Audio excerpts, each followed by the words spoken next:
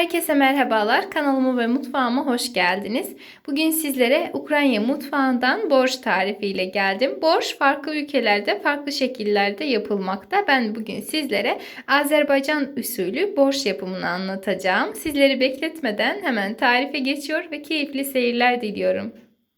Tarifimiz için 500 gram kemikli dana etini uygun bir tencerenin içerisine alıp tencerenin yarısını geçinceye kadar soğuk su ekleyelim. Ve orta ateşte kaynamasını bekleyelim. Kaynamaya başladığında üzerine toplanan kefini bir kevgir yardımı ile güzelce toplayalım ki çorbamızın suyu berrak olsun.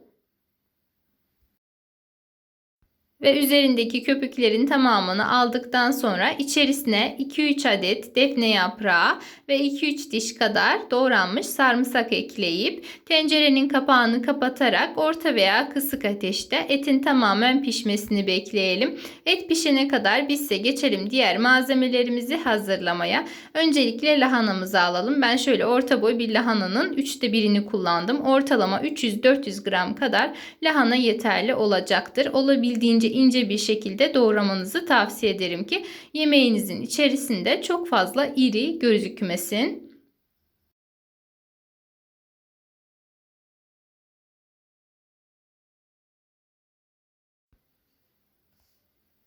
Ve kullanacağım kadar lahananın tamamını doğrayıp hazırladım. Şimdi onu bir kenara alıyorum ve diğer malzemelere geçiyorum. Öncelikle kullanacağım malzemeleri sizler için saymak istedim.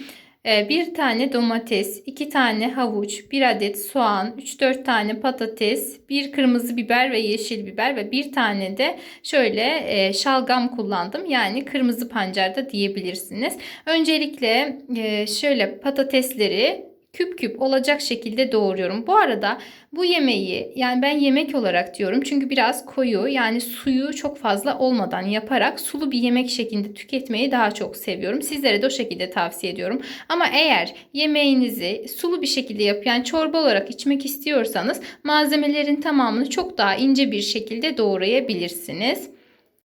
Ve soğanı da küp küp yani yemeklik doğradıktan sonra biberleri ve domatesi de aynı şekilde doğrayalım.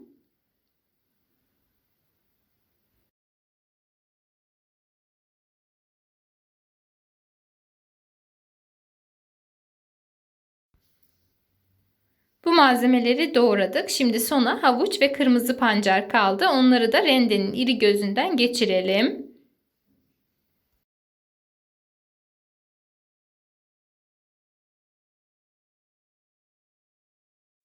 Ve sebzelerin kimini doğrayarak kimini ise rendeleyerek hazır ettik. Şimdi artık geçelim diğer aşamaya. Bu arada etimiz de artık yeterince kaynayıp pişmiş. Şimdi tencerenin kapağını açalım ve önceden içerisine ilave etmiş olduğumuz defne yapraklarını tek tek alalım.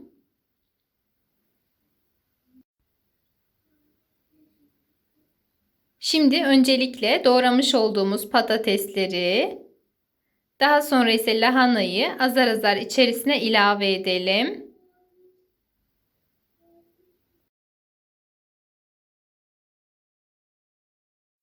Lahana ve patatesi ekledikten sonra yemeğimizi şöyle bir karıştıralım ve tencerenin kapağını kapatıp orta ateşte pişmeye bırakalım. O pişerken bizse geçelim diğer sebzelerimizi sotelemeye. Bunun için uygun bir tencereyi veya tavayı ocağa alıp içerisine 4-5 yemek kaşığı kadar sıvı yağ veya zeytinyağı ekleyip yağın içerisine öncelikle soğanları ilave edelim ve soğanı birazcık pembeleşinceye kadar kavuralım.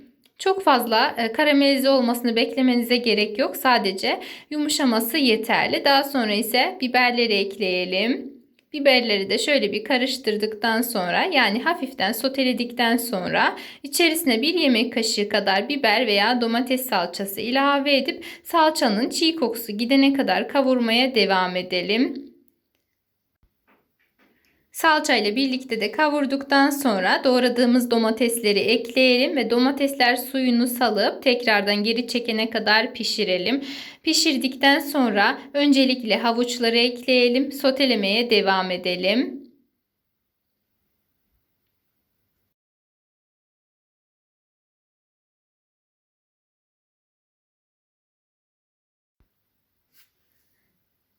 Ve havuçlar da yeterince sotelendi. Şimdi son olarak kırmızı pancarları da ilave edip sotelemeye devam edelim. Bu arada bu kısımlarını çok fazla hızlandırarak sizleri sıkmak istemedim ama pişme sürelerine dikkat etmenizi tavsiye ederim. Ve sosumuz yani sebzelerimiz artık hazır oldu. Şimdi geçelim diğer aşamaya. Bu aşamada yemeğimizi hazırladığımız sosla buluşturacağız. Öncelikle yemeğimizi şöyle bir karıştıralım ve içerisindeki patatesin pişip pişmediğini kontrol edelim. Eğer patateslerimiz de pişmişse şimdi sosunu ekleyebiliriz. Bu arada videomu buraya kadar izleyen çok değerli izleyicilerim, beni her nereden takip ediyor iseniz yorum kısmında bulunduğunuz ili, ilçeyi veya ülkeyi belirterek o yere ait olan en meşhur yemeği yazarsanız çok sevinirim.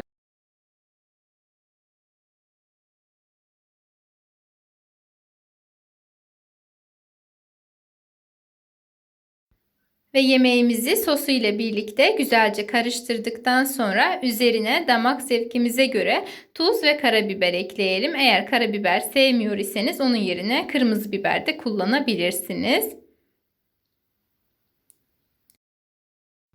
Şimdi tencerenin kapağını kapatıp kısık ateşte 15-20 dakika kadar kaynatalım ki malzemeler birbiriyle tamamen özleşsin. Yeterince kaynattıktan sonra tencerenin kapağını açıp yemeğimizi şöyle bir karıştıralım. Eğer istediğimiz kıvama geldiyse ocağı kapatalım ve üzerine yarım demet kadar ince kıyılmış maydanoz ekleyip yemeğimizi tekrardan karıştıralım. Bu arada yemeğinizi servis etmeden önce en az 1 saat kadar dinlendirmenizi tavsiye ederim. Hatta sabah yapıp akşam servis ederseniz yemeğiniz de bir o kadar lezzetlenmiş olur. Servis öncesi üzerine tekrardan ince kıyılmış maydanoz serpiştirmeyi ve de isteğe bağlı sarımsaklı yoğurt gezdirmeyi unutmayın. Umarım sizler de dener ve de beğenirsiniz. Şöyle gördüğünüz gibi kıvamı da rengi de tam da olması gerektiği gibi. Eğer elinizde herhangi bir malzemeniz eksikse bile yapabileceğiniz, lezzetinden hiçbir şey kaybetmeyen muhteşem bir tarif. Eğer denerseniz ve de beğenirseniz yorum yazmayı unutmayın ki yapacak olan arkadaşlar için de fikir olsun. Bana destek olmak adına videomu beğenmeyi, paylaşmayı, kaydetmeyi unutmayın. Kanalıma ücretsiz bir şekilde abone olarak bildirim zilini tüm olacak şekilde aktifleştirirseniz yepyeni videolu tariflerimden ilk siz haberdar olursunuz. Kendinize çok iyi bakın. Allah'a emanet olun.